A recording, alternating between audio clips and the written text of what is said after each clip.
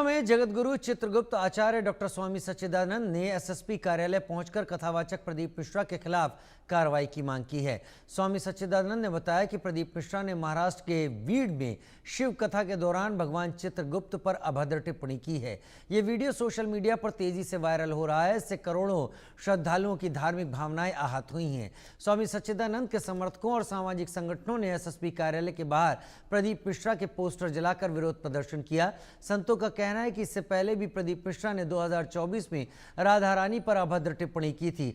तब माफी मांगने पर संतों ने उन्हें क्षमा कर दिया था। साथ ही उन्हें चेतावनी दी गई थी कि भविष्य में किसी भी देवी देवता के बारे में इस तरह की टिप्पणी न करें। सामाजिक संगठनों ने प्रदीप मिश्रा के पुतले पर जूते चप्पल बरसाए और उसे आग के हवाले कर दिया। विरोध प्रदर्शन के बाद एसएसपी को ज्ञापन भी सौंपा गया। प्रसिद्ध कथावाचक प्रदीप मिश्रा अपने विवादित बयानों को लेकर लगातार सुर्खियों में है। राधा रानी के बाद अब प्रदीप मिश्रा ने भगवान चित्रगुप्त को लेकर अमर्यादित बयान दिया है। इस बयान को लेकर सच्चिदानंद महाराज ने एसएसपी को एक पत्र दिखा और एफआईआर की मांग की। क्या वो बयान है, सच्चिदानंद महाराज से हम जानना चाहेंगे और किस तरीके का आक्रोश यहाँ देखने को मिल रहा है। ओम यमाय धर्मराजाय श्री चित्रगुप्ताय वै नमः। भगवान श्री चित्रगुप्त जी संसार के समस्त प्राणियों के उनके कर्मों के आधार पर फल देने वाले देवता हैं। भगवान श्री चित्रगुप्त जी के विषय में पंडित प्रदीप मिश्रा जी, जो कि बहुत ही विद्वान व्यक्ति हैं, बहुत बड़े कथावाचक हैं, उन्होंने इस प्रकार के टिप्पणी की है अपनी व्यासपीठ से, जो कि एक शर्म का विषय है। सनातन को, पूरे सनातन धर्म इस समय क्षुब्ध है कि ऐसा विद्वान व्यक्ति ऐसे कृत्य कैसे कर सकता है।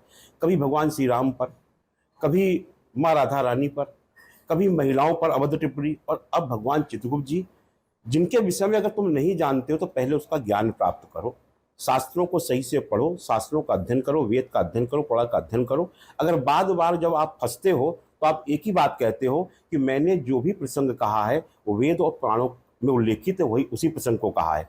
तो ऐसा कौन सा वेद और पुराण है जहां भगवान श्री चित्रगुप्त जी को जिन शब्दों का इन्होंने प्रयोग किया है कि हे मुचंदर, इसके साथ नहीं जाऊंगा, हे चित्रगुप्त, मेरा खाता तो नहीं लिख सकता, किसी और को लिखने दे।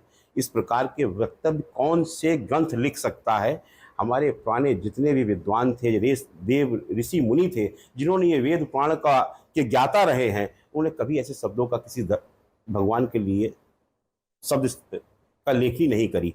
लेखनी के दाता भगवान श्री चित्रगुप्त जी स्वयं हैं। वेद जो है इसके सबसे बड़े प्रथम ज्ञाता ही भगवान चित्रगुप्त जी हैं। लेकिन इन बेवकूफ़ों को पता ही नहीं है कि भगवान की महिमा क्या है।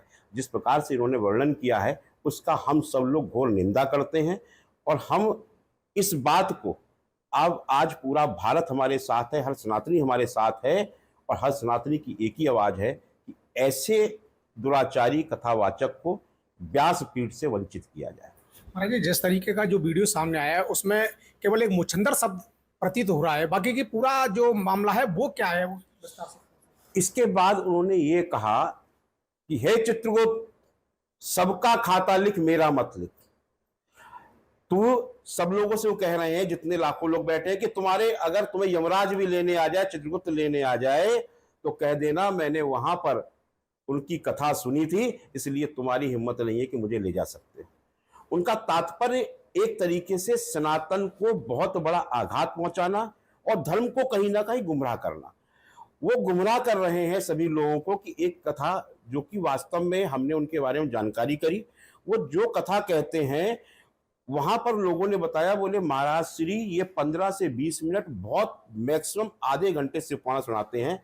बाकी 2.5 घंटे के एपिसोड में इनके जो दलाल हैं वो वहां मंच पर खड़े होके फलाने ने 11,000 रुपए दिए, फलाने ने 21,000 रुपए दिए, फलाने ने 25,000 रुपए दिए। जो बेचारे गरीब हैं वो 500 रुपए 100 रुपए निकाल के जमा करने लगते हैं कि लोग 51,000 रुपए दे रहे हैं। ये कोई कथा नहीं सुनाते हैं। इन्होंने कथा को व्यापार बना लिया है। ये एक व्यवसायिक कथावाचक हो चुके हैं। धर्म को व्यवसाय में लेकर चल रहे हैं। धर्म का प्रचार व्यवसाय के माध्यम से नहीं हो सकता। इसलिए इन्होंने जो शब्द कहे हैं, हम सबको प्रतीत होता है। मैंने सीबीआई को पत्र लिखा है, जांच करने की मांग करी है सीबीआई से कि जांच की जाए, कहीं ऐसा तो नहीं है जैसे भारत के अंदर बहुत से एजेंट छोड़े गए हैं सनातन का दुष्प्रचार करने के लिए, क्योंकि ये हमेशा अपनी कथा में किसी न किसी देवी देवता का उपहास उड़ाते हैं, जैसा पूर्व में लगातार हुआ है। उन्होंने क्षमा याचना करी, लाडली जी के दरबार में आके नाक रगड़ी। भगवान श्री राम पर बोल दिए, कई देवी देवताओं का उपहास उड़ा चुके हैं। ये महिलाओं का, सनातन धर्म की महिलाओं पर अभद्र टिप्पणी कर चुके हैं। तो ये कहीं ना कहीं हमें प्रतीत हुआ है किसी के एजेंट हैं। हो सकता है कहीं से ये धन लेकर इस प्रकार के वक्तव्य को देने का प्रयास करते हैं।